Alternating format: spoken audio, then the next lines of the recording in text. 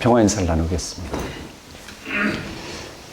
하나님의 평강이 예배드리는 모든 분들에게 가득하시길 바랍니다.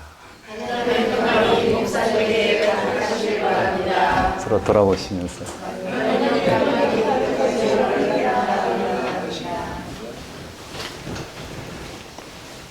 오늘은 사순절 5번째 주일입니다.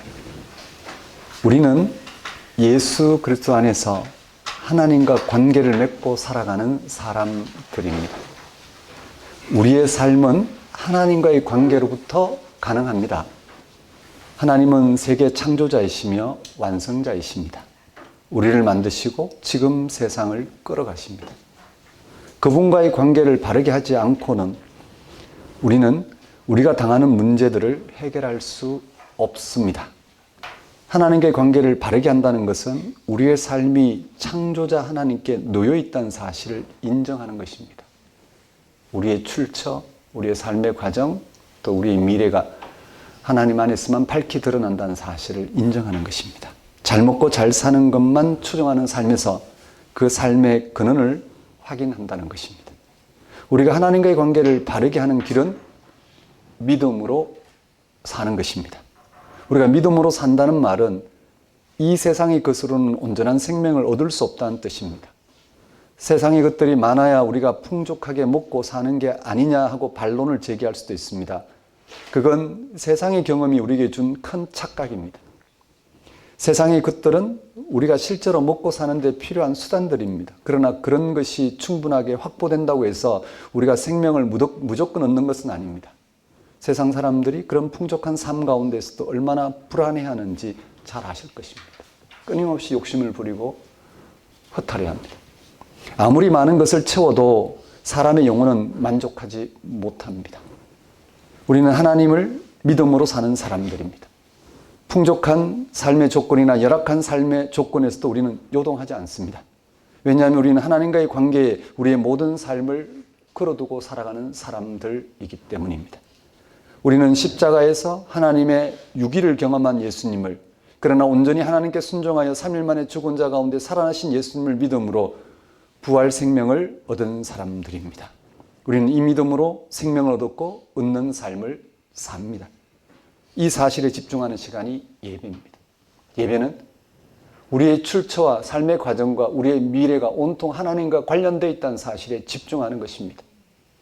우리가 원하는 삶을 위해서 세상에 태어난 건 아닙니다. 하나님의 은혜로 하나님 안에서 세상에 태어났습니다. 우리가 원하는 삶을 살기 때문에 지금 먹고 마시는 숨쉬는 삶이 유지되는 건 아닙니다. 하나님 은혜로 유지되는 것입니다. 우리의 죽음은 우리가 원하는 삶에도 불구하고 우리의 삶을 송두리째 파괴합니다. 그러나 하나님은 그런 죽음에서조차도 하나님 안에서의 그 고유한 생명을 베푸십니다. 이 사실에 집중하는 시간이 예배입니다. 다 같이 사순절 5번째 주일 예배를 성부와 성자와 성령 이름으로 드리겠습니다.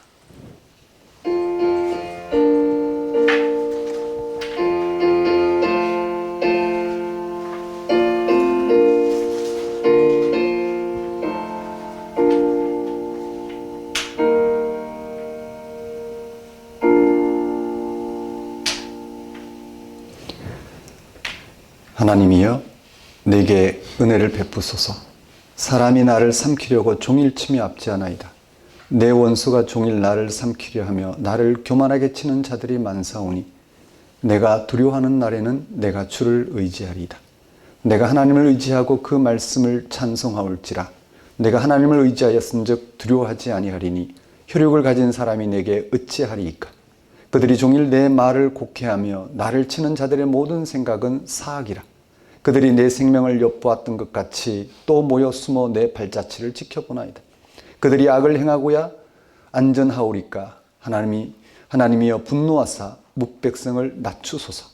나의 유리함을 주께서 계수하셨사오니 나의 눈물을 주의 병에 담으소서. 이것이 주의 책에 기록되지 아니하였나이까. 내가 아뢰는 날에 내 원수들이 물러가리니 이것으로 하나님이 내 편이심을 내가 아나이다. 내가 하나님을 의지하여 그의 말씀을 찬송하며 여호와를 의지하여 그의 말씀을 찬송하리이다. 내가 하나님을 의지하였은즉 두려워하지 아니하리니 사람이 내게 어찌하리이까. 하나님이여 내가 주께 서원함이 있사온즉 내가 감사제를 주께 드리리니 주께서 내 생명을 사망에서 건지셨습니다. 주께서 나로 하나님 앞 생명의 빛에 다니게 하시려고 실족하지 아니하게 하지 아니하셨나이까. 하나님 아버지, 창조와 부활의 능력으로 세상을 창조하셔서 생명을 누리게 하시고 충만하게 하시는 하나님 아버지를 이 시간 찬양합니다. 예수 그리스도를 세상에 보내셔서 세상을 구원하시고 하나님을 의지함으로 우리의 생명을 죽음에서 건진받도록 불러주시는 하나님 아버지의 크신 은혜를 이 시간 감사합니다. 창조와 부활의 하나님께서 예수 그리스도 안에서 영으로 역사하사 하나님을 부인하고 세상살이 열망에 빠지게 하는 모든 세력으로부터 우리를 건져내어 날마다 매 순간 생명의 깊이를 알아보고 생명을 얻는 기쁨으로 살아가게 하시는 하나님 아버지를 이 시간 경배합니다. 하나님 아버지, 예수 그리스도와 연합하여 예수 그리스도 안에서 드러난 하나님의 은혜를 헤아리고 그 은혜를 삶의 토대로 삼게 하소서. 한 주간 예수 그리스도 안에서 새롭게 시작한 삶을 알아보고 거기에 삶의 토대를 둔 성숙한 삶을 살게 하소서. 무엇보다 그런 삶이 완성될 순간을 기다리는 거룩한 소망으로 세상을 향한 고유한 소명을 감당하는 삶을 살게 하소서. 예수님의 이름으로 기도드립니다. 다 같이 경배의 찬송 35장 찬양 드리겠습니다.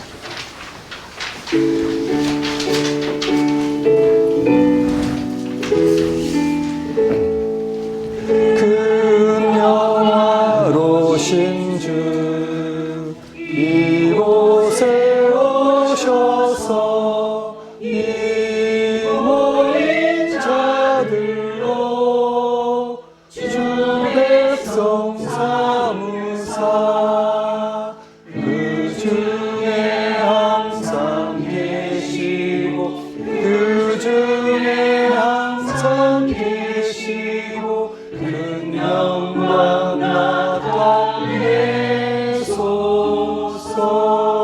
이 백성 기도와 노래를 드리니 양떼와 같으니 못 받으옵소서. 주 예수 크신 복음을 주 예수 크신 복음을 만 백성 듣게 하소서. 또 우리 자손들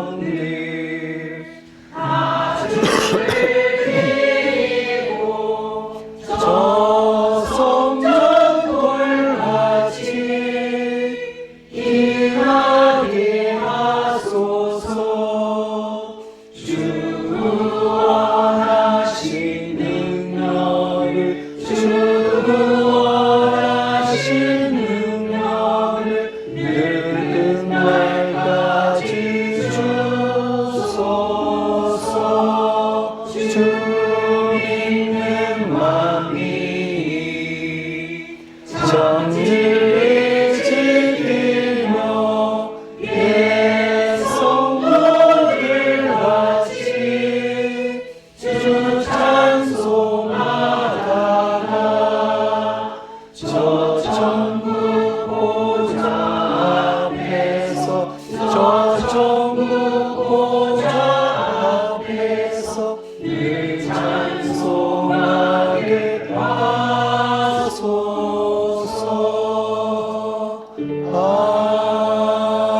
아멘. 다 같이 사도신경으로 신앙 고백하시겠습니다. 나는 전능하신 아버지 하나님 천지의 창조주를 믿습니다. 나는 그의 유일하신 아들 우리 주 예수 그리스도를 믿습니다. 그는 성령으로 잉태되어 동정녀 마리아에게서 나시고 본디오 빌라도에게 고난을 받아 십자가에 못 박혀 죽으시고 장사된 지 사흘 만에 죽은 자 가운데서 다시 살아나셨으며 하늘에 오르시어 전능하신 아버지 하나님 우편에 앉아 계시다가 거기로부터 살아있는 자와 죽은 자를 심판하러 오십니다. 나는 성령을 믿으며 거룩한 공교회와 성도의 교제와 죄를 용서받는 것과 몸의 부활과 영생을 믿습니다. 아멘. 이 시간은 참회의 시간입니다.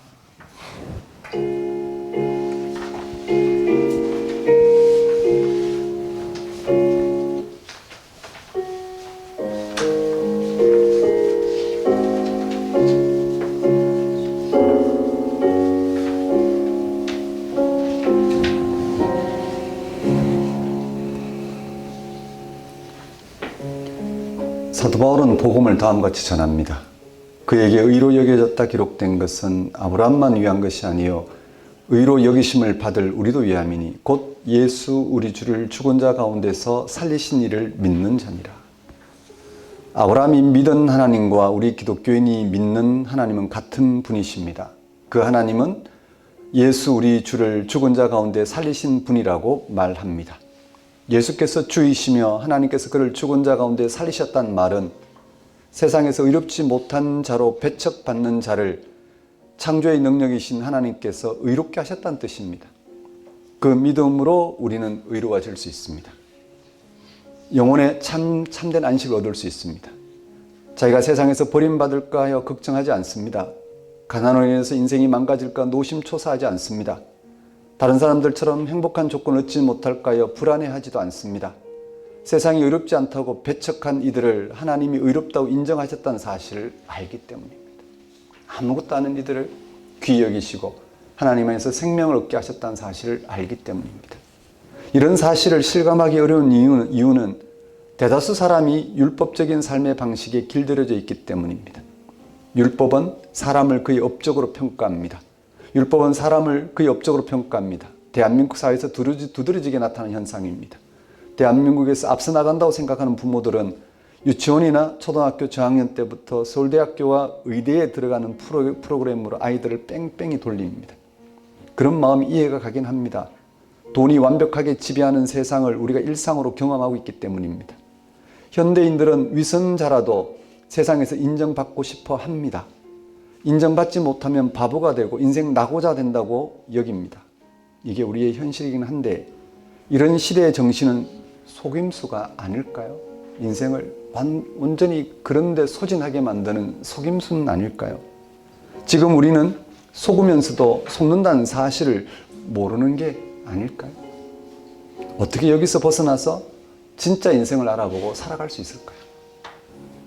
다른 길은 없습니다. 율법이 아니라 믿음으로 이루어지고 구원받는 복음의 깊이 안으로 들어가는 게 최선입니다.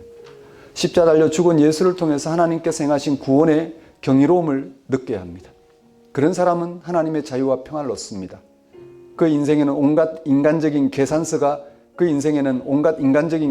없어지고 이해관계는 물러갑니다. 세상의 유언비어와 음모론도 자리를 잇습니다. 자기 자신에게서도 자유로워집니다. 자기는 죽고 예수와 함께 다시 삽니다. 여기에 필요한 것은 바울과 종교개혁자들이 말한 오직 믿음입니다. 이 믿음은 신뢰를 말합니다. 하나님이 신뢰할 만하니까 믿는 거지 아무런 근거 없이 믿는 게 아닙니다. 신뢰할 만한 대상인지 아닌지를 판단하려면 알미 필수적입니다. 구약은 왜 하나님이 믿을 만한 대상인지를 끊임없이 말합니다. 하나님은 세상을 창조하셨고 자기 백성을 애굽에서 건져내어 모든 민족을 구원하시고자 하셨다고 합니다. 신약은 예수 그리스도가 왜 하나님의 아들이신지에 관한 이유를 설명합니다. 예수님은 안식일의 본질을 정확하게 제시하였고 바리새인과 서기관의 윗선을 까발리셨습니다. 자기 자신과 율법에 묶인 이들을 해방하셨습니다. 제자들은 이처럼 예수 그리스도에게서 하나님에만 가능한 생명 사건이 발생했기에 그를 하나님의 아들이자 그리스도라고 고백할 수 있었습니다. 우리도 현재 이러한 신뢰로서의 믿음으로 우리의 현재와 미래를 하나님의 손에 완전히 맡기고 살아가고 있습니다. 그 하나님의 손은 창조와 종말의 능력입니다. 그 능력은 강력할 뿐만 아니라 자기 아들을 버리기까지 우리를 사랑하시는 능력입니다. 이런 능력은 지성을 부정하지 않으나 그게 종속되지 않으며 자연과학을 부정하지는 않으나 그게 완전히 지배받지도 않습니다. 하나님께 자신의 미래를 완전히 맡기는 사람은 하나님의 생명을, 즉 영혼의 자유를 얻게 될 것입니다. 여러분, 한 주간의 삶을 돌아보십시오. 도대체 여러분 이 시대에 여러분 인생을 어떻게 파악하고 또 꾸려가시는지요? 여러분이 100년 전에 태어났다면 지금처럼 사시겠습니까? 또 100년 후의 삶은 지금의 삶을 인정할까요? 우리는 태어나서 이 시대, 이 질서에 매여 그렇게 자신을 소진시키며 살아갑니다. 이 시대의 질서는 서로 이해관계에 따라 경쟁하고 그렇게 자기 유익을 위해 살아가는 세상입니다. 하지만 결과는 자기도 유익하지 못하고 남들도 유익하지 못하고 한 번뿐인 인생을 죽음과 함께 다 소진시킵니다. 소진시키기 전에도 우리는 온갖 인간적인 갈등에 휩싸입니다. 미움이 우리 가운데 얼마나 깊이 도사리고 있는지 보십시오. 질투가 얼마나 우리 자신을 조정하는지 한번 생각해 보십시오. 우리는 예수를 통해서 하나님을 경험한 사람들입니다. 그 하나님 안에서 하나님이 우리를 책임지신다는 사실, 하나님이 우리의 모든 생존의 조건을 허락하시고 그런 조건을 통해 하나님의 생명을 알아보도록 하신다는 것. 그것은 죽어도 파괴되지 않고 오히려 죽음부터 우리를 충만하게 하는 그런 생명 사건이라는 것을 이 시간 알아보고 그게 집중하며 한 주를 살아갈 수 있도록 회개와 간구를 드리도록 하십시다.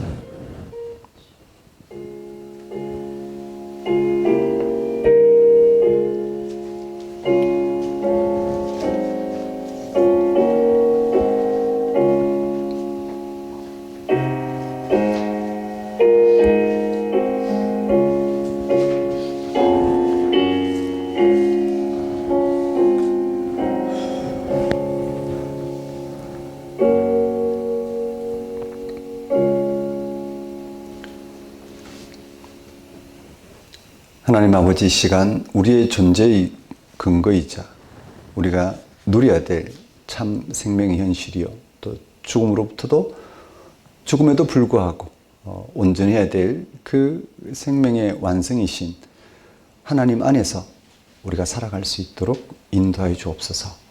이 한 주간 하나님 안에서 살아가는 삶을 정말 실감하며 그 안에서 살아가는 삶이 세상 사회에서 건진받는, 구원받는 삶이라는 것을 만끽할 수 있도록 역사해 주옵소서. 예수님 이름으로 기도드립니다. 다 같이 영광송 5장 찬양 드리겠습니다.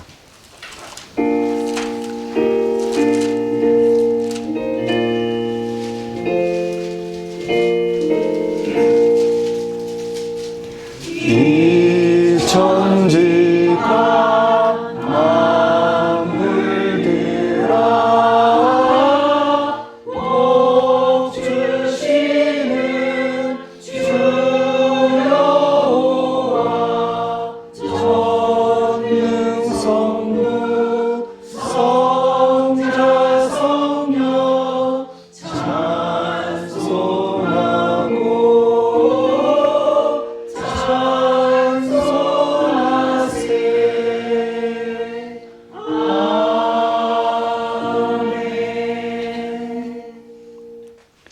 이 시간은 봉헌 시간입니다. 봉헌 찬송 48장 찬양 드리면서 준비한 예물 주님께 바치도록 하겠습니다.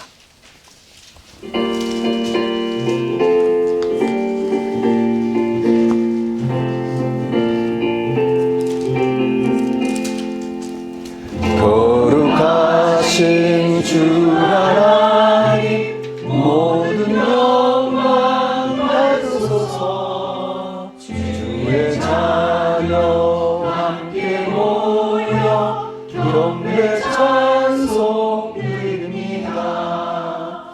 전능하사 천지 만물 창조하신 하나님 찬양하며 드리오니 우리 예배 받으소서.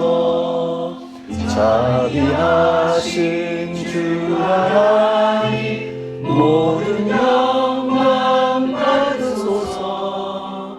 죄와 허물 용서하신 그 신사랑 고마워라.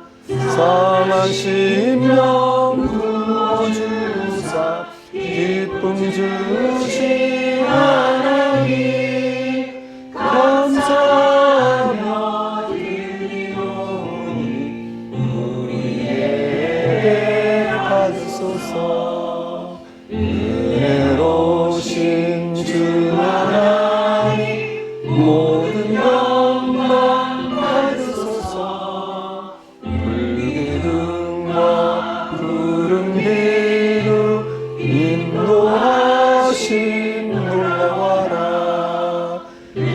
지친 걱정 슬픔에도 함께 하신 하나님 마음 모아 드리오니 은혜 받으소서.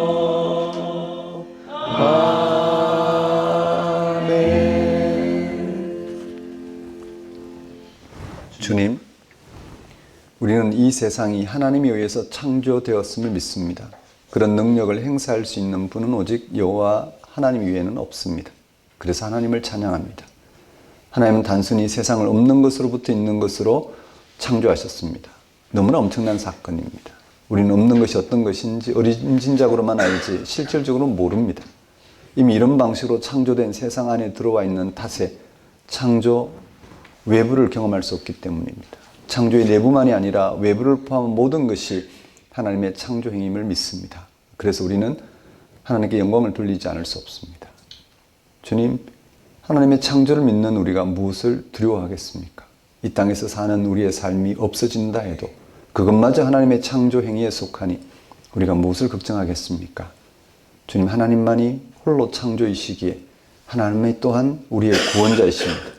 창조주가 아니면 구원자가 될 수 없습니다. 그렇습니다. 구원은 우리의 모든 예상과 상상과 예측을 뛰어넘는 하나님의 일입니다.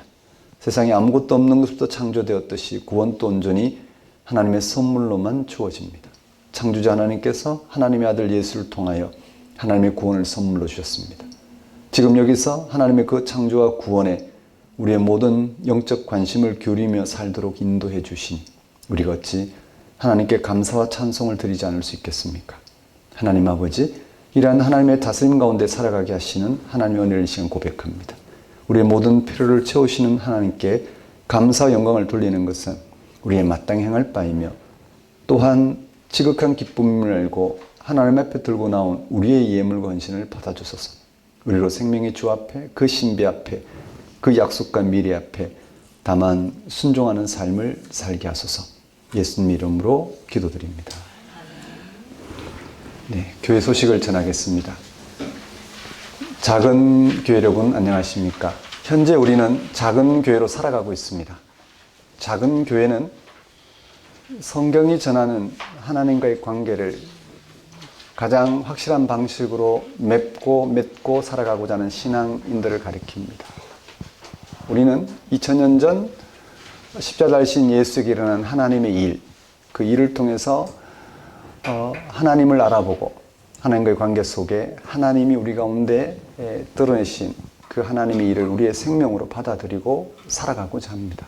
그래서 우리는 일주일에 한 번 구별되어 진지하게 성경 공부를 합니다. 그리고 공부한 대로 알아본 그 하나님과 관계를 맺기 위해 특별히 구별된 시간, 그 하나님 우리를 찾아오신다라는 그 신뢰를 가지고 그 하나님께 집중하는 예배를 드립니다. 그렇게 각자 하나님을 알아보고 하나님과 관계를 맺은 대로 한 주를 살아가고자 합니다. 한 주를 살아가고자 했을 때 세상 살이에서 이해관계를 넘었습니다.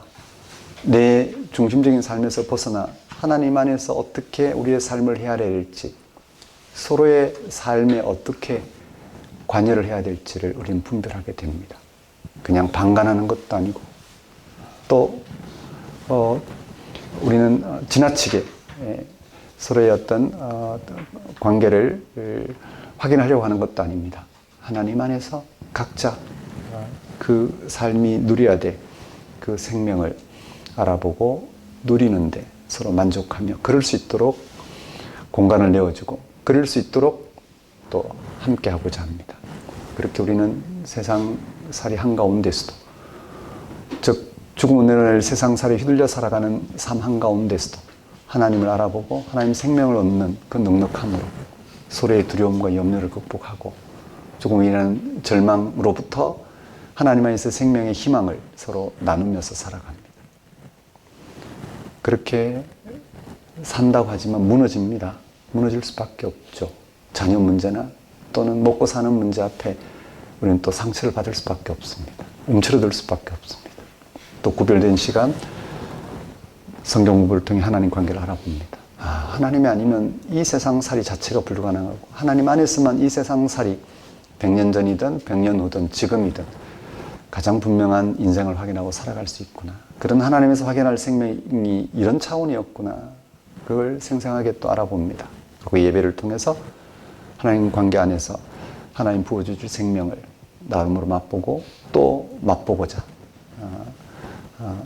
붙들고 또 한 주를 출발합니다. 그렇게 신앙인으로서 위선에서 벗어나 부끄러움 없이 예수를 통해서 하나님 관계를 알아보고자 살아가는 이들이 바로 작은 교회입니다. 여러분이 참 신앙인으로서 그 여정을 다함 없이 살아내셨으면 좋겠습니다. 작은 교회 예배 안내입니다. 1부 주일 예배, 작은 교회 예배 지금 드리고 있는 오전 10시 예배입니다. 2부 주일 예배, 작은 교회 함께하는 다음 세대 예배 주일 오후 12시 있습니다. 우리 4월달 둘째 주에 있습니다. 작은 교회와 다음 세대 신앙 소통을 통해서 작은 교회가 알아보고 있는 하나님을 다음 세대도 알아볼 수 있도록 그렇게 탐구합니다. 그리고 함께 예배를 드리면서 다음 세대도 작은 교회와 함께 하나님 안에서 살아가는 삶을 맛보도록 그렇게 하고 있습니다. 3월 5주간 예배 및 성경 공부 안내입니다. 오늘 3월 넷째 주입니다. 넷째 주로서 갈매동 캐릭터 브릿지에서 드리고 있습니다. 3월 넷째 주, 이번 주까지 오늘부터 시작해서 토요일까지 이번 주까지 성경 공부 있습니다. 다음 주는 독서 주간입니다. 한숨 돌리시면서 지금까지 공부했던 4주간 공부했던 하나님 관계를 더 또렷하게 알아보는 그런 시간을 또 가지셨으면 합니다. 헌금에 대한 문의는 주부를 참고하시면 될 것 같습니다. 그럼 오늘 우리에게 주신 하나님 말씀 보겠습니다.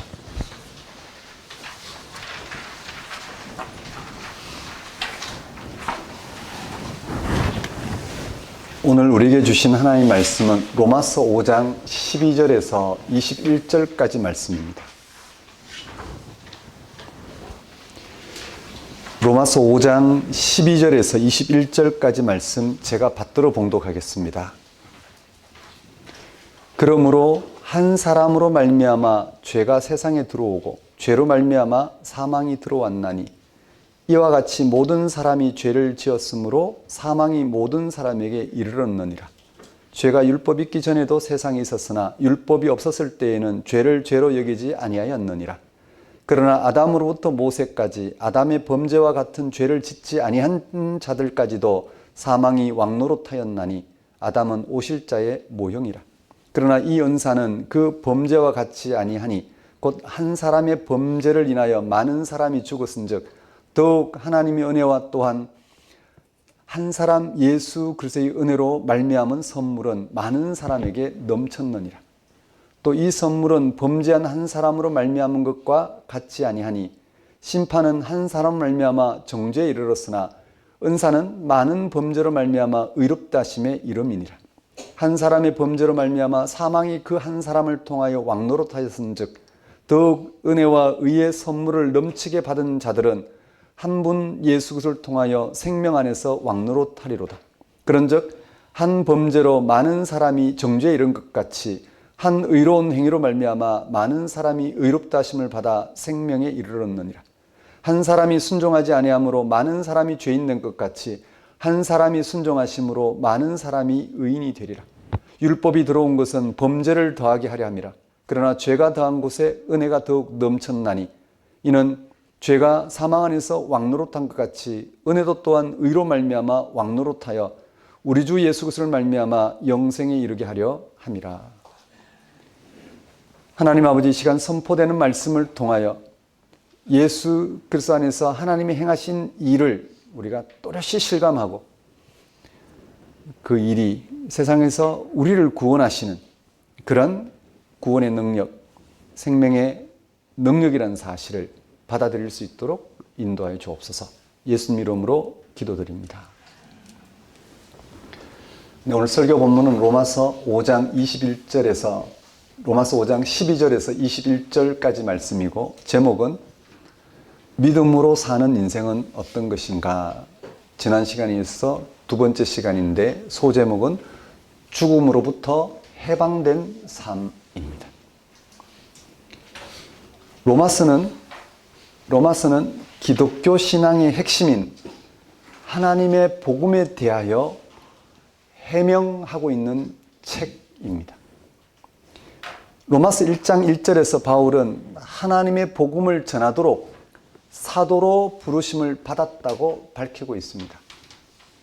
바울은 특별히 복음을 하나님의 복음이라고 합니다. 이는 복음의 성격을 나타내고 있는 표현이죠. 바울이 로마서 1장 2절에서 4절에서 밝히고 있듯이 복음은 십자가에 달려 죽은 후 부활하신 예수님을 통해 하나님께서 세상을 구원하신 사건을 말합니다. 그러니까 복음은 예수 그리스도 안에서 하나님의 능력으로 베푸시는 구원 사건이라는 사실을 강조하는 것입니다. 즉 하나님의 능력, 행위를 강조하고 있는 것입니다. 그가 이처럼 복음을 강조하는 이유는 복음에 대한 우리 인간의 태도 때문입니다. 복음에 대한 우리의 태도는 복음을 듣고 믿는 것입니다. 복음을 듣고 믿을 때, 즉 복음이 무엇인지를 알아보고 그것을 인정하고자 하는 태도, 그게 믿음이죠. 복음을 듣고 하나님의 행위로 예수 안에서 우리를 만나주시고 우리를 만나주신 하나님 안에서 우리에게 구원, 생명이 주어진다는 사실을 받아들이고 그렇게 살아가고자 하는 태도가 믿음입니다. 복음을 듣고 믿을 때 하나님의 능력으로 베푸시는 구원을 경험하게 됩니다. 그래서 바울은 로마서 1장 16절에서 다음과 같이 전합니다. 이 복음은 모든 믿는 자에게 구원을 주시는 하나님의 능력이 됨이라. 그런데 문제는 사람들이 복음을 오해한다는 것입니다. 복음이 하나님의 능력으로 이루어지는 구원 사건임을 오해하여 인간의 행위나 업적이 필요하다는 것입니다. 바울 당시 유대인이나 유대 그리스도인들이 그랬습니다. 유대인들은 하나님께 인정받기 위해 율법의 행위, 즉 인간적인 행위가 필요하다고 주장했습니다. 유대 출신 그리스도인조차 복음을 통하여 하나님의 구원을 받았다면 거기에 걸맞는 행위와 업적이 필요하다고 했습니다. 과연 그럴까요? 우리가 예수 믿는 사람이 그렇게 살면 안 돼, 그렇게 살면 안 된다라고 했을 때 그 판단이 옳은 걸까요? 바울은 그런 것이 오히려 하나님의 신실하시고 의로운 행위로 베푸시는 구원을 거절하는 것이라고 합니다. 하나님의 능력으로 베푸신 구원 사건 앞에서 인간이 보일 수 있는 유일한 태도는 믿음입니다. 하나님이 나를 받아들이셔서 그 안에서 살아가게 하시는 그 사실을 받아들이는 태도, 믿음입니다. 예수 그리스도 안에서 하나님의 능력으로 나타내신 구원에 참여하는 길은 그것을 인정하고 받아들이는 믿음으로만 가능한 것입니다. 바울은 이러한 복음을 해명하기 위해 특별히 하나님의 의라는 주제를 사용했습니다. 하나님의 의는 인간이 하나님과 올바른 관계를 맺는 것입니다. 인간이 하나님과 연결되어 하나님의 생명을 얻는 것입니다. 바울은 예수 그리스도 안에서 하나님의 능력으로 베푸시는 구원의 복음을 하나님의 의가 드러난 사건으로 해명합니다. 복음은 예수님을 통하여 인간의 죄 문제를 해결하고 하나님과 연결되어 생명을 얻도록 하나님의 신실하시고 의로우신 행위의 결과라는 것입니다. 그러한 하나님의 의에 대한 인간의 태도는 그것을 인정하고 받아들이는 믿음뿐이라고 합니다. 율법을 실천하는 것이 아니라, 즉 인간의 행위로 뭘 이룰 수 있는 것이 아니라 예수를 믿는 것이 하나님의 의에 이르는 유일한 길이라는 것입니다. 그러니까 복음에 나타난 하나님의 의는 행위나 업적이 아니라 믿음으로 주어지는 의입니다. 그렇다면 이제 남은 것은 복음을 믿는 것입니다. 예수 그리스도 안에서 하나님의 행위로 베풀어진 구원 사건을 믿는 것입니다. 그러려면 예수 그리스도에게 무슨 일이 일어나는지를 알아야 합니다. 예수 그리스도에게 일어난 그 일이 하나님만이 행할 수 있는 일이고 그것을 알아보고 받아들이는 것이 그 하나님을 신뢰하고 인정하고 하나님과 관계를 맺는 길이고 그 안에서 하나님이 행하실 일을 오늘 우리의 구원으로 생명으로 경험하는 일이라는 것. 그렇게 살아가려면 우리는 예수 그리스도에게, 즉 복음이 무엇인지를 알아야 합니다. 예수 그리스도에게 무슨 일이 일어나는지를 알아야 합니다. 알아야지 그것을 인정하고 받아들이게 되지 않겠습니까? 그래야지 하나님이 내게 나타내신 일들을 통해서 하나님과의 관계를 맺고 그 안에 살아갈 수 있지 않겠습니까? 오늘 설교 본문은 믿음으로 의롭다고 인정받은 사람이 누리는, 즉 믿음으로 의롭다 인정받는 사람이 누리는 죽음으로부터 해방된 삶에 대한 것입니다. 오늘 본문 5장, 로마서 5장 12절에서 21절까지 말씀입니다. 바울은 오늘 본문 12절에서 예수님을 통하여 확인된 죄와 죽음이라는 인간의 실존을 언급합니다. 예수님을 통해서 우리 인간을 들여다봤더니 현재 인간은 죄와 죽음의 실존 가운데 놓여 있더란 말씀입니다. 12절에 그러므로 한 사람으로 말미암아 죄가 세상에 들어오고 죄로 말미암아 사망이 들어왔나니 이와 같이 모든 사람이 죄를 지었으므로 사망이 모든 사람에게 이르렀느니라. 창세기의 선악과 이야기는 아담과 하와가 하나님을 떠나서 자신들이 하나님처럼 살아가게 한 사실을 전하고 있죠. 그 결과 그들은 죽음의 운명에 빠져들었습니다. 여기서 죽음은 세상에서 작용하고 있는 최고의 세력, 권력입니다. 죽음은 모든 걸 부정하고 모든 걸 앗아가고 파괴하고 환란에 처하게 합니다. 이 세계와 인간이 불의한 가운데 있다는 사실의 증거입니다. 죽음이 이 세상의 최고의 세력, 권력이란 말은 이 세상에서의 삶을 극복하기 위해 시도되는 진보와 새로움, 윤리적 삶, 도덕적인 삶, 철학, 정신적 가치 등 모든 것은 결국 죽음으로 귀결될 수밖에 없다는 것입니다. 죽음이라고 하는 것이 이 세상의 최고의 권력, 세력이기에 죽음에서 건지시는 하나님의 구원을 전하러 오신 예수님도 역시 죽음을 통하여 하나님의 구원을 증거할 수밖에 없었습니다. 우리는 우리의 삶을 성취하고 소유하고 삶의 의미를 부여하는 것으로 죽음에 대항하지만 우리는 무기력합니다. 지금 우리의 자랑을 보십시오. 죽음이 코끝에 있는데도 우리 아랑곳하지 않고 지금 살아가는 삶을 내세우면서 삽니다. 죽음 앞에 보면 무기력한 것입니다. 왜냐하면 죽음은 끝내 우리의 모든 삶을 없애버리고 파괴하고 마지막에 그런 죽음만 남기기 때문입니다. 그래서 만약 우리에게 구원이 있다고 한다면 그것은 죽음으로부터의 구원이어야만 합니다. 만약 우리에게 어떤 긍정이 있다면, 우리의 삶을 긍정할 만한 그런 긍정이 있다면 그것은 바로 마지막 우리의 삶의 부정인 죽음을 극복하는 긍정이어야만 합니다. 만약 하나님이 하나님이시라면 그는 우리의 죽음에 대하여 승리자가 되어야만 합니다. 곧 죽음을 선고하는 분이어야 하나님이라 할 수 있습니다. 우리가 속절없이 당하는 죽음은 어떤 것일까요? 어디서부터 죽음이 온 것일까? 어떻게 그 죽음이 이 세상의 최고의 파괴자가 되었을까? 그것의 해답은 죄입니다. 죄는 세상의 인간이 지배받고 있는 힘입니다. 그래서 인간을 죄인이라고 합니다. 죄인이 아닌 다른 인간에 관하여 우리는 아무것도 모릅니다. 죄는 생명의 원천인 하나님과 인간의 관계를 훼손함으로 죽음이란 운명에 떨어지게 한 세력입니다. 하나님과의 관계가 단절된 것, 우리의 생명의 출처이요 미래인 하나님과의 관계가 단절되었는데도 아무렇지도 않게 살아가게 함으로 죽음을 당연시하게 만드는 세력이 죄입니다. 죄는 마땅히 우리가 죽을 수밖에 없다는 것을 염두에 두지 않고 인간을 신격화하는 힘입니다. 그래서 신학자 어거스틴은 죄를 교만이라고 했고 아퀴나스는 자기 사랑이라고 했습니다. 여기서 핵심은 죄로 인해서 하나님과 분리되었다는 사실입니다. 아니, 하나님과 분리된 인간에게 작용하고 있는 힘이 죄이죠. 하나님과의 분리는 곧 생명과의 분리입니다. 하나님과의 분리는 곧 죽음입니다. 왜냐하면 하나님은 생명의 근원이기 때문입니다. 그래서 죽음에 처하게 되는 하나님과의 분리를 죄라고 합니다. 생명의 원천인 하나님과 분리되었다면 당연히 죽는 게 마땅합니다. 거꾸로 인간이 죽는다는 사실을 보면 인간이 생명과 단절되었다는 사실도 분명합니다.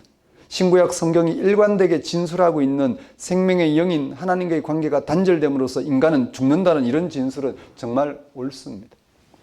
우리가 태어났는데, 살아있는데, 근데 그걸 완전히 부정당하는 죽음이 우리 인생의 끝이라는 것, 이상하지 않습니까?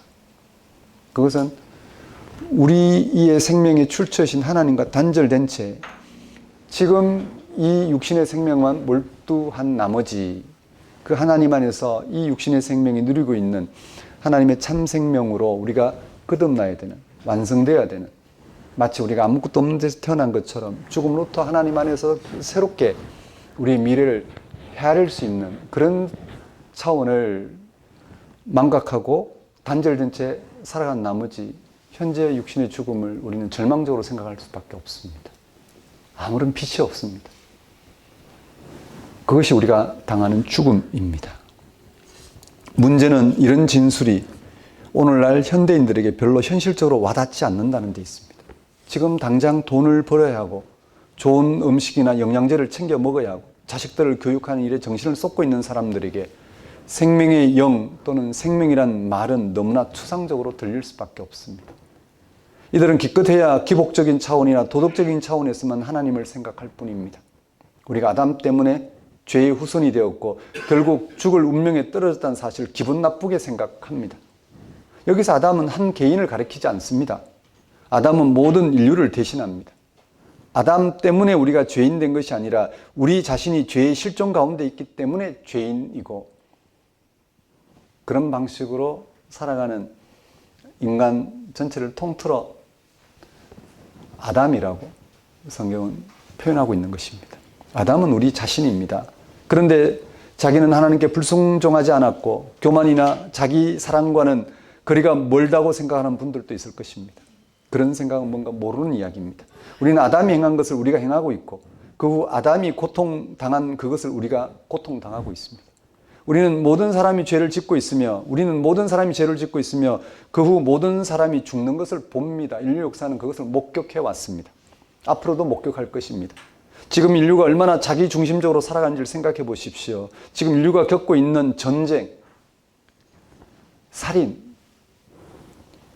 경쟁, 소유, 성취, 폭력, 미움, 갈등, 적대감 그런 것들이 그 증거입니다. 살아있으나 살아있게 생명을 알아보지 못한 채 생명을 잃어버린 자의 모습이 그렇습니다. 성경은 인간의 죄가 인간이 스스로 벗을 수 없는 존재론적이라고 합니다. 우리 힘으로는 감당하기 힘든 세력이라는 것입니다. 그렇지 않겠습니까? 모두가 함께 주어진 이 삶을 다함 없이 살면 됩니다. 주어진 자원을 나누고 살면 됩니다. 하루 세 끼 먹고 그렇게 적당하게 서로가 삶을 영위할 수 있도록 시공간을 내어주면 됩니다. 근데 세상은 그렇게 하지 않습니다. 엄청나게 모두가 다 먹고 살만한 한 100년은 전 인류가 먹고 살만한 것을 단 며칠 만에 다 쏟아붓고 파괴시켜버리고 맙니다. 기가 막히지 않습니까? 이런 힘에서 벗어날 수 있는, 우리를 움직이는 이런 힘에서 이미 우리의 삶의 방식이 된 이런 힘에서 벗어날 수 있는 길은 우리에게는 없습니다. 아무리 많은 노력을 기울여도 인간이 죽는다는 것은 바로 이 사실을 가리킵니다. 희망 없이 죽음을 당연시한다는 것은 이미 우리는 현재 우리에게 작용하고 있는 이런 힘, 불의한 힘에서 벗어날 수 없는 상태라는 것, 그걸 인정할 수밖에 없습니다.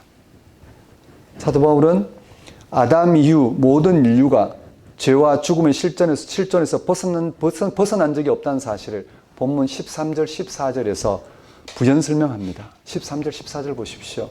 죄가 율법 있기 전에도 세상에 있었으나 율법이 없었을 때에는 죄를 죄로 여기지 아니하였느니라. 그러나 아담으로부터 모세까지 아담의 범죄와 같은 죄를 짓지 아니한 자들까지도 사망이 왕노릇하였나니.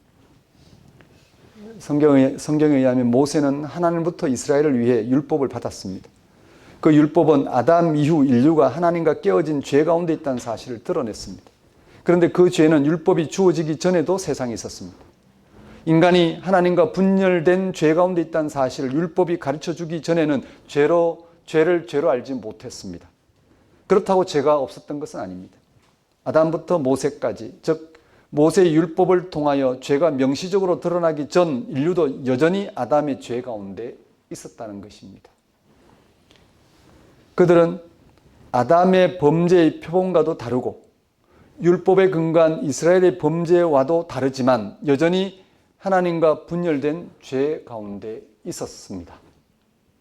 물론 율법에 근거한 율법에 근거한 삶 또한 죄를 극복하지 못했습니다.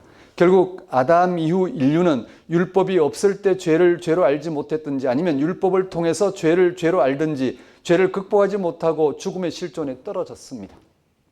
바울의 표현대로 사망이 여전히 왕노릇하고 있었습니다. 죽음이 왕노릇하고 있었습니다.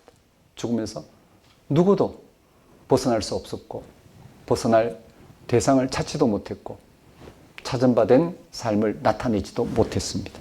결과적으로 인류가 처한 죽음의 실존은 율법이나 인간의 노력으로 해결될 수가 없었습니다. 인류 역사에서 모든 시도가 실패했습니다. 왜냐하면 근본적으로 생명의 창조자이신 하나님과의 분열이 극복되지 못했기 때문입니다. 자기의 출처를 알아봐야 됩니다. 자기의 참된 미래를 알아봐야 합니다. 그런데 그러지 못했습니다. 그것이 아담의 운명 가운데 오셔서 그것을 극복하신 예수 그리스도 이전의 인류가 처한 엄정한 실존이었습니다. 바울은 여기서 인간의 죄와 죽음이 극복되는 새로운 실존을 제시합니다.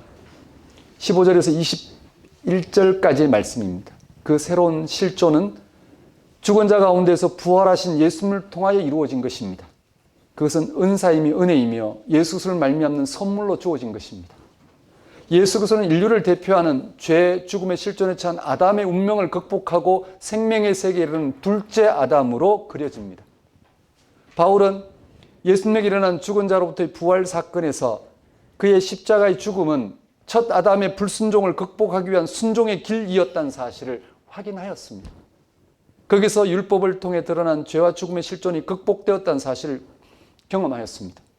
거기서 첫 아담이 순종함으로 이르러서야 할 생명의 세계, 첫 아담이 자신의 출처와 미래를 알아보고 하나님 관계 안에서 그것을 누리는 방식으로 살아감으로써 얻었어야 할 만한 생명을 예수님께서 드러내셨습니다. 바울은 그것을 예수를 통해서 경험하였습니다. 바울은 예수를 믿음으로 생명의 세계로 들어가는, 받아들여지는 은혜를 15절 같이 전합니다. 그러나 이 언사는 그 범죄와 같이 아니하니 곧 한 사람의 범죄를 인하여 많은 사람이 죽었은즉 더욱 하나님의 은혜와 또한 한 사람 예수 그리스도의 은혜로 말미암은 선물은 많은 사람에게 넘쳤느니라. 이제 예수님에게서 죽음이 극복되는 생명이 나타났습니다. 그 생명에 참여하는 모든 인간은 하나님과 연결되어 죽음이 극복되는 생명을 얻는 삶을 살아갑니다. 하나님의 생명이 빛처럼 이 세상에 나타난 이상 세상은 그 자체로 생명의 세상이 된 것입니다. 이미 예수님을 통해서 죽은 자의 부활이 나타난 이상 이 세상은 그 부활 사건과 뗄래야 뗄 수 없는 관계가 되었고 그 부활의 빛 가운데서 죽음의 어둠은 극복될 수밖에 없는 그 관계 안에 놓이게 되었다는 말씀입니다. 그 어느 것도 지금의 존재 그대로 있지 않고 하나님의 생명에 의해 그 모든 것이 극복되는 새로운 세상이 나타난 것입니다. 인간은 이제 죄와 죽음의 실존에 떨어진 아담에 속한 사람이기를 중단하고 하나님의 생명에 참여하여 전적으로 새롭게 되는 세상, 죽음이 극복된 새 사람이 이르는 하나님의 은혜 아래 살아가게 되었습니다. 예수에게 나타났다면, 그리고 제자들이 그걸 경험했다면, 기독교 전 역사 동안에 껴있는 사람들이 예수를 믿음으로 그 세계를 경험했다면 당연히 이 세상은 하나님의 생명의 빛 아래 있고 모든 사람이 얻을 만한 생명 사건으로 나타나고 있다는 사실을 우리는 인정할 수밖에 없습니다. 이어서 바울은 예수님에게 계시된 하나님의 생명에 의해 새 사람으로 살아가게 되는 하나님의 은혜가 얼마나 절대적인지를 16절, 17절에서 부연 설명합니다. 왜냐하면 죄와 죽음의 실존에 떨어진 인간이 여전히 무기력한 채 거기서 벗어나려고 하지 않을 뿐더러 하나님의 은혜를 값싸게 여기려고 하고 있기 때문입니다. 16절, 17절 말씀을 보십시오. 또 이 선물은 범죄한 한 사람으로 말미암은 것 같지 아니하니 심판은 한 사람으로 말미암아 정죄에 이르렀으나 은사는 많은 범죄로 말미암아 의롭다 하심에 이름이니라. 한 사람의 범죄로 말미암아 사망이 그 한 사람을 통하여 왕노릇하였은즉 더욱 은혜와 의의 선물을 넘치게 받은 자들은 한 분 예수를 통하여 생명 안에서 왕노릇하리라. 아담에게 속한 우리 인간은 현재 죽음의 힘에 의해 죽은 상태입니다. 우리는 살아있으나 죽은 상태입니다. 이는 인간이 죽음에서 벗어나는 것을 여전히 불가능하게 생각하고 대신에 현재 자기 육신의 생명에만 매달려 살아가는 존재라는 것입니다. 그런 인간은 자기의 생명이 무기력하게 되는 것을 절망이라고 여깁니다. 그래서 인간이 자기의 생명에 매달린 채 살아갑니다. 그것밖에 붙들 게 없기 때문입니다. 새로운 생명, 죽음에서 벗어나는 새로운 생명을 자신의 생명으로 받아들이지 못합니다. 눈에 보이는 소유와 성취, 남들에게 인정받는 그런 삶을 붙들고 실험한 나머지 죽어야 된다는 사실을 인정하지 못하고 또는 절망적으로 여기고 하나님 안에서 얻어야 될 생명의 차원이 예수를 통해 나타났다는 사실을 도무지 바라보려고 하지 않습니다. 그런 인간은 죽은 상태입니다. 그런 인간의 상태를 바울은 17절에서 사망이 왕노릇한다고 했습니다. 전 인류 가운데 사망이 왕노릇하고 있습니다. 죽음이 가장 큰 세력입니다. 그러니 온갖 무기로 사람을 죽이지 않습니까? 그게 가장 큰 일이기 때문입니다. 그게 가장 절망적인 일이기 때문입니다. 거기서 인간은 아무 힘도 쓰지 못하기 때문에 파멸하고 죽이는 것을 승리라고 여깁니다. 만일에 그게 아니라 승리가 생명을 얻는 길에 있다면 그 생명을 공급하지 않겠습니까? 그걸 알아보지 못하니 가장 큰 힘인 죽음을 계속해서 우리는 확인하고 서로 죽이는 것을 우리는 승리로 생각합니다. 그게 사망이 왕노릇하는 것입니다. 하지만 예수님에게 계시된 하나님의 생명은 죄로 인하여 죽은 인간을 살리는 새롭게 하는 능력입니다. 이걸 안다면 우리는 여기에 붙들려 살아가겠죠. 이걸 안다면 이 능력을 사용하겠죠. 그래서 예수님에게 계시된 하나님의 생명은 그런 인간을 죄에서 벗어나 죽음이 극복되는 삶을 살게 합니다. 그것을 바울은 17절에서 생명 안에서 왕노릇이라고 합니다. 우리는 예수 그리스도를 통해서 하나님 안에서 생명 얻는 삶을 통해서 우리는 육신의 생명에서도 벗어나고 육신의 생명이 피할 길이 없는 죽음에서도 벗어나고 또 그런 죽음에 처하게 될 자기 육신의 생명에 집중하여 살아가는 그런 죄된 불의한 방식에도 자유롭고 우리는 하나님 안에서 얻는 생명을 나도 너도 누리는 방식으로 죽을 생명이 죽음이 극복된 생명을 얻는 이 일을 함께 누리며 살아갑니다. 그것을 생명 안에서 왕노릇한다고 했습니다. 이런 표현은 예수님의 죽음에서 나타난 하나님의 생명은 우리를 죄와 죽음의 운명에 매이지 않고 죽음이 극복되는 생명을 얻게 하는 능력으로 나타나는 것을 말합니다. 바울은 이 사실을 18절, 19절에서 결론적으로 진술합니다. 그런즉 한 범죄로 많은 사람이 정죄에 이른 것 같이 한 의로운 행위로 말미암아 많은 사람이 의롭다 하심을 받아 생명에 이르렀느니라. 한 사람이 순종하지 않으므로 많은 사람이 죄인 된 것 같이 한 사람이 순종하심으로 많은 사람이 의인이 되리라. 지금 우리는 아담에 속한 인간으로 하나님을 떠나 살아가는 죄인입니다. 아담뿐만 아니라 우리가 아담처럼 살아가고 있다는 말씀입니다. 왜냐하면 우리는 하나님께 속한 세상을 자신의 것, 자신의 성취, 자신의 목적으로 삼고 자신의 영광 속에서 살아가고 있기 때문입니다. 내게 뭔가 유익하면 세상이 어떤지 아랑곳하지 않고 나는 행복하다고 생각합니다. 세상이 하나님 안에서 새롭게 되고 있는데도 불구하고 내게 불리한 것이 나타나면 나는 그걸 인정하지 않습니다. 세상을 우리는 비관적으로 바라봅니다. 그렇게 살아가고 있습니다. 이런 우리에게 주어진 것은 죽음입니다. 죽음은 이 세상에서 하나님 없이 살아간 인간이 당해야 할 환난, 피할 수 없는 저주, 불행, 운명입니다. 그러나 그런 우리에게 예수님을 통하여 새로운 인간, 새로운 운명에 이르게 하는 사건이 일어났습니다. 우리는 예수님에게서 우리가 도무지 볼 수도 알 수도 없는 하나님에 의한 생명의 현실을 보게 되었습니다. 그리고 그를 통하여 우리는 우리를 속박하고 있는 죄된 삶이 붕괴되고 죽음의 장벽이 무너지고 하나님에 의한 생명의 현실에 들어가게 되었습니다. 우리는 지금 그 자리에 서 있는 것입니다. 기독교 신앙은 바로 그 자리에 서게 하는 것입니다.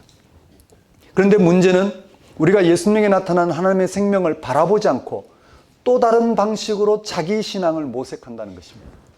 우리가 하나님의 생명을 바라보고 거기에 참여하는 대신에 이런저런 신앙적 지식, 행위, 경건, 체험, 경험 등과 같은 인간적인 것을 내세운다는 것입니다.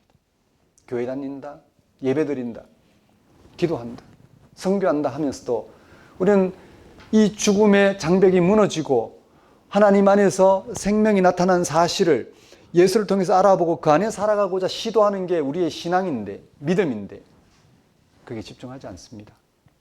이런저런 신앙 행위로 그것을 간과합니다.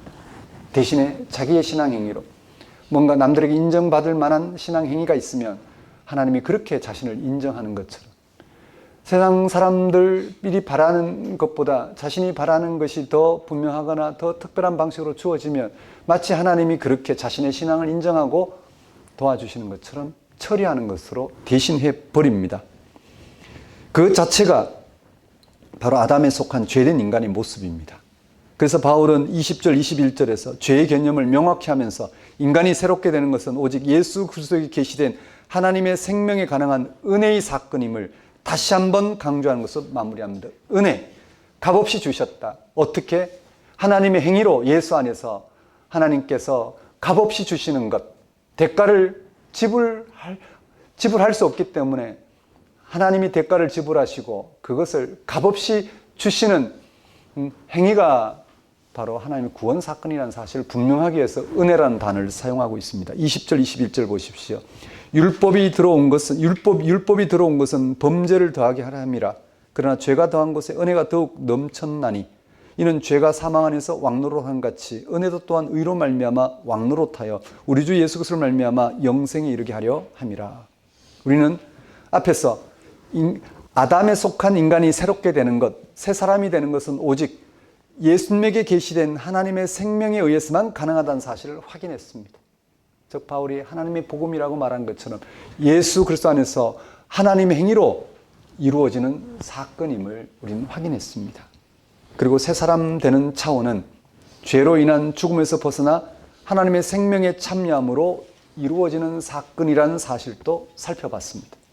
그럼에도 불구하고 우리가 하나님의 생명 사건을 바라보는 대신에 다시 자기 행위나 업적 등으로 하나님 앞에 서려고 합니다. 그래서 우리는 자신의 신앙 행위를 내세우기도 하고 자신의 이런저런 모습을 새 사람 된 것처럼 변화받은 것처럼 여깁니다. 가령 교회 가서 예배드리고 이런저런 활동을 하고 신앙의 지식이나 내용을 알고 몇 가지 적용하는 삶을 사는 것으로 마치 하나님과 바른 관계를 맺고 살아가는 것처럼 여깁니다. 그러면서 부활이 무엇인지 모릅니다. 영생이 뭔지도 모릅니다. 지금 하나님 안에서 우리의 모든 순간 우리가 확인하고 누려야 될 그 생명 사건을 알지 못합니다. 그 생명 사건에 의해서 우리는 죄된 삶에서 자유로울 뿐만 아니라 죽음에도 불구하고 희망을 갖게 되는데도 그런 하나님 안에서의 삶을 엿보지 않습니다. 그걸 마치 막연한 듯 여기고 초월적인 듯 여기고 죽으면 가는 어떤 좋은 곳 정도로 처리하고 맙니다. 그것은 하나님의 생명에 참여하여 새롭게 되는 신앙 대신에 여전히 자기 생명에 집중하고 있는 것에 불과합니다. 믿음 대신에 자기 행위에 집중하고 있는 것에 불과합니다. 그것 자체가 자기 생명을 모색하는 죄된 모습입니다. 바울은 그러한 신앙을 율법적인 신앙이라고 하였고 율법적인 신앙 자체가 죄의 모습이라고 합니다. 그런 모습으로 하나님 앞에서 기도하는 곳, 예배드리는 곳, 헌신하는 곳, 경건하게 여기는 곳, 바로 거기서 죄가 넘쳐납니다. 왜냐하면 그런 사람들은 자신이 얼마나 죄인인 자신이 얼마나 비참한 운명에 처해 있는지를 알아보지 못하고 여전히 자신의 행위와 업적으로 자기 생명을 모색하고 있기 때문입니다. 그래서 바울은 20절 전반절에서 율법이 들어온 것은 범죄를 더하게 하려 함이라고 밝힙니다. 이는 인간을 속박하고 있는 죄가 율법이 있는 곳에서 더욱 분명히 그 모습을 드러내고 있다는 말씀입니다. 당연하지 않겠습니까? 신앙을 가장하여 참된 신앙을 가장하여 내가 지금 예배드리고 있기 때문에 죄와 관계없고 내가 이미 하나님과 함께하는 삶을 살고 있다는 것을 자기가 지금 살아가는 육적인 삶을 갖고 내세운다면 죄가 아무런 걸림 없이 양심의 가책 없이 공공연하게 드러나는 것 아니겠습니까? 바울은 20절 후반절에서 그 해결책을 제시합니다. 즉 인간을 속박하고 있는 죄가 율법이 있는 걸 더욱 분명히 그 모습을 드러내고 있다는 말씀인데 우리는 어떻게 하면 거기서 벗어날 수 있을까? 우리의 신앙이 죄를 양성하는 곳이 아닌 정말 하나님 안에서 살아가는 참된 삶이 되기 위해서는 어떻게 해야 될까? 20절 후반절에서 그 해결책을 제시합니다. 그러나 죄가 더한 곳에 은혜가 더욱 넘쳤나니 은혜가 그 해답입니다. 은혜로 받아들이는 게 믿음이지 않겠습니까? 은혜가 그 해답입니다. 우리가 죄에서 벗어나 죽음이 극복되는 생명을 얻는 것은 전적인 은혜로 이루어진 것입니다. 그 은혜는 십자가 달려 죽은 예수를 통하여 하나님의 행위로 하나님의 생명을 계시하셨고 그 생명을 알아보고자 하는 이들에게 여전히 하나님의 행위로 그 생명을 나타내시는 사건을 말합니다. 그 은혜에 전적으로 의존하는 길밖에 없습니다. 그 길은 십자가에 달려 죽은 예수에게 나타난 하나님의 생명을 바라보는 것입니다. 그걸 알아보는 것입니다. 예수님의 십자가의 죽음에 나타난 하나님의 생명은 오직 죽음뿐인 세상 속에서 전적으로 은혜로 주어진 빛과 같은 선물입니다. 오직 죄인들에게 값없이 주어진 선물입니다. 하나님과 분리되어 철저히 소외된 인간에게 아무 조건 없이 주신 선물입니다. 우리가 십자가에 달리신 예수님에게 나타난 하나님의 생명을 바라볼 때 우리 자신이 죽은 자들인 것을, 죄인인 것을, 철저히 소외된 것을 보게 됩니다. 우리는 이미 망한 인생이라는 걸 보게 됩니다. 정말 하나님 안에서 주어진 이 한 번뿐인 삶을 하나님과 단절된 채 자기 생명을 모색하느라 죽음이 우리의 운명이라는 것을 아무렇지도 않게 받아들이고 무기력하게 그렇게 살아가는 이미 망한 인생이라는 것을 알게 됩니다. 그리고 하나님의 생명이 그런 우리에게 값없이 빛처럼 선물로 주어졌다는 것도 알게 됩니다. 그런 우리는 그 생명을 받아들이고 참여함으로 하나님과 연결된 삶을 살고자 합니다. 거기서 우리는 자기 생명을 위해 살아가던 죄로부터 자유하고 죽음이 극복되는 생명의 삶을 살게 됩니다.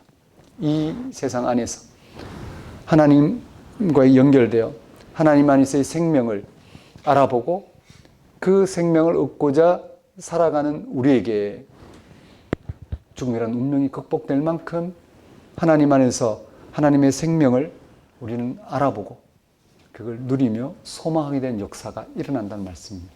그런 역사 없이 예수가 죽은 자 가운데 살아나지 않으셨고 그런 역사 없이 성경이 그 예수가 죽은 자 가운데 살아났다는 사실을 증거하지 않습니다. 그런 역사 없이 기독교가 지금까지 지속되지 않았습니다. 하나님은 반드시 예수 안에서 그리스도 안에서 행하신 대로 그를 죽은 자 가운데 살리신 대로 하나님은 우리의 삶과 죽음을 즉 산자나 죽은 자의 생명이 되어 살아있던 죽어있던 하나님 안에서 살아있게 하는 방식으로 우리와 함께 하십니다. 그것을 우리가 실감할 수 있어야 됩니다. 그것은 우리의 행위가 아닙니다. 그건 우리의 업적도 아닙니다. 하나님이 예수를 통해서 빛처럼 드러내신 생명 사건을 알아봄으로써 하나님과 연결되고 하나님과 연결되어 하나님이 예수에게 빛처럼 드러내신 그 생명을 우리가 알아보고 살아가고자 할 때 하나님은 우리에게 그 생명을 우리의 생명으로 알게 하고 누리게 하고 그리고 소망하게 함으로써 하나님이 나와 함께하고 계시구나. 그렇게 하나님은 예수 안에서 우리와 함께 하셔서 예수에게 드러난 그 생명을 우리에게 주시고자 하셨구나. 그 생명을 내가 누림으로써 내 죽음조차도 받아들일 수 있구나. 죽음에도 불구하고 하나님이 그 생명을 우리에게 덧입게 하시겠구나. 그런 우리는 세상에서 우리는 평안하게 살아갈 수 있습니다. 요동치지만 그러나 넘어지지 않습니다. 하나님의 생명 얻는 방식으로 우리는 우리의 삶을 세상에 나타내며 세상 사람들도 그와 같은 삶을 살도록 초청하는 삶을 살게 됩니다. 사랑하는 성도 여러분, 우리는 십자가에 달려 죽은 예수님에게서 하나님의 생명이 나타났다는 사실을 알아봤습니다. 그 생명 사건에서 우리는 죽음부터 해방된 삶을 살게 되었습니다. 죽음이 극복된 생명의 삶을 살게 된 것입니다. 그것은 전적으로 하나님의 은혜로 주어진 것입니다. 이런 하나님의 은혜의 깊이를 헤아리는 한 주가 되셨으면 좋겠습니다. 기도하겠습니다. 하나님 아버지, 이 시간 선포된 말씀을 통하여 우리 인생의 깊이를 헤아림으로 우리 인생의 깊이 되신 하나님 안에서 하나님의 생명을 누리고 살아갈 수 있도록 인도하여 주옵소서. 그렇지 않으면 우리는 우리의 육신의 삶의 이런 조건 저런 조건 상태 또는 세상 사람과 비교하여 우리를 생각할 때 우리의 삶은 정말 흔들릴 수밖에 없음을 주님 깨닫게 하셔서 하나님 안에서 한 번뿐인 이 인생 하나님 안에서 누릴 만한 생명을 알아보고 누릴 수 있도록 인도해 주옵소서. 예수님 이름으로 기도드립니다. 다 같이 일어나셔서 결단의 찬송 380장 찬양 드리겠습니다.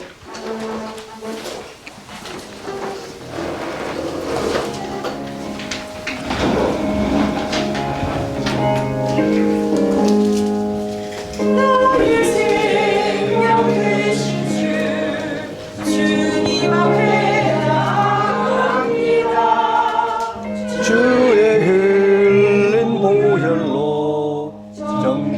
인도하사 받아주소서. 날마다 주를 찬송하겠네. 주의 사랑 줄로서 나를 굳게 잡아매소서.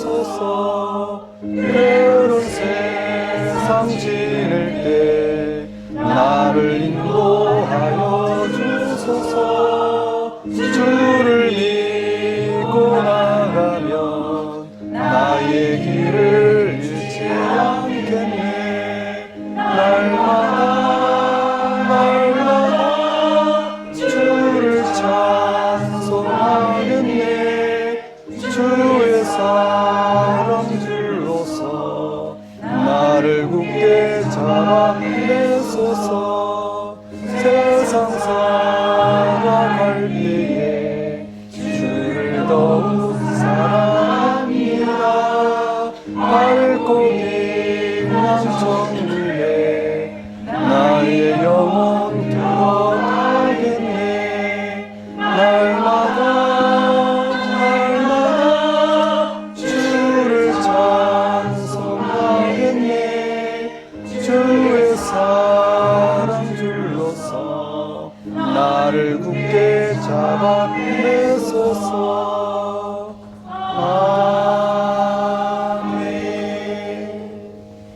기도하겠습니다. 이제는 우리 주 예수 그리스도의 은혜와 하나님의 무한하신 사랑과 성령님의 교통하심이, 하나님의 구원을 생생한 현실로 드러내신 예수 그리스도를 믿음으로 죽음으로부터 해방된 삶을 살아가고자 결단한 주의 백성 위에 영원히 함께 하시기를 축원합니다.